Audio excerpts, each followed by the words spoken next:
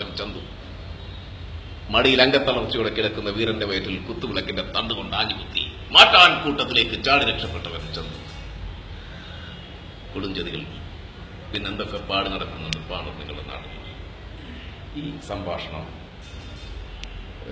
നമ്മുടെ ബഹുമാന്യനായ മുഖ്യമന്ത്രി ശ്രീ പിണറായി വിജയനെ കൊണ്ട് പറയിപ്പിച്ചാൽ എങ്ങനെയായിരിക്കും അദ്ദേഹം പറയുകയായിരുന്നു?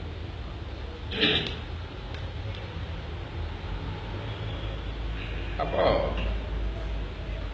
ഇരുപ്പാണി തട്ടി മുളയാണി വെച്ച് എന്നാണ് പറയുന്നത്. എന്താ നിങ്ങൾ മനസ്സിലാക്കിയത്? നിങ്ങളെ പാണന്മാര് പാടി നടക്കുന്നുണ്ടല്ലോ ഇരുപ്പാണി തട്ടിയത്. ഞങ്ങൾക്ക് ഇരുപ്പാണി തട്ടേണ്ട കാര്യമില്ല. ഞങ്ങള് മുളയാണി വെക്കുന്ന ആളുകളല്ല. ആണി എവിടെ വെക്കണമെന്ന് ഞങ്ങൾക്കറിയാം. അതുകൊണ്ട് നിങ്ങൾ പാടി നടക്കുന്ന കാര്യങ്ങളൊന്നും ശരിയല്ല. പിന്നെ പൊൻകാരെ കൊണ്ട് ചുരുക വിളക്കി എന്നാണ് പറയുന്നത്.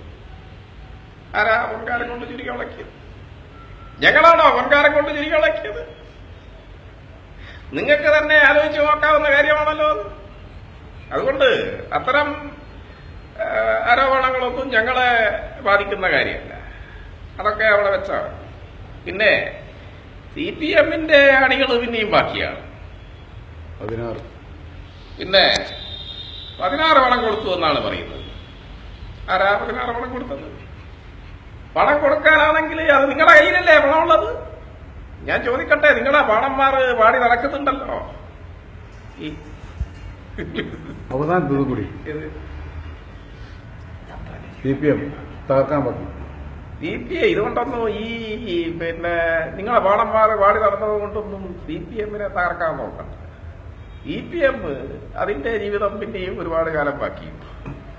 അതുകൊണ്ട് അതൊന്നും നിങ്ങൾ വിചാരിക്കണ്ട.